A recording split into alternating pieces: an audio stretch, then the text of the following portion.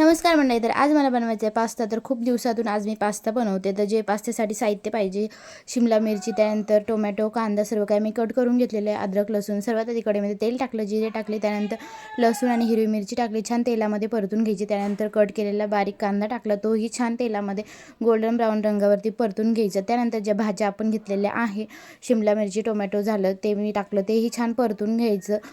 त्यानंतर त्यामध्ये मी टाकलेले आहे रेड चिली सॉस, तुम्ही नसेल तर नाही टाकलं तरी चालतं. त्यानंतर त्यामध्ये टाकलं टोमॅटो सॉस आणि तेही छान परतून घ्यायचं. जर लाल तिखट तुम्हाला टाकायचं असेल तर तेही तुम्ही यामध्ये टाकू शकतात. त्यानंतर जो पास्ता आहे तो कुकरमध्ये मी एक शिट्टी काढून घेतलेली आहे. त्यानंतर चाळणीमध्ये टाकलं, त्यातलं पूर्ण पाणी काढून घ्यायचं आणि जी आपली ग्रेव्ही तयार झालेली आहे त्यामध्ये टाकायचं, छान मिक्स करून घ्यायचं.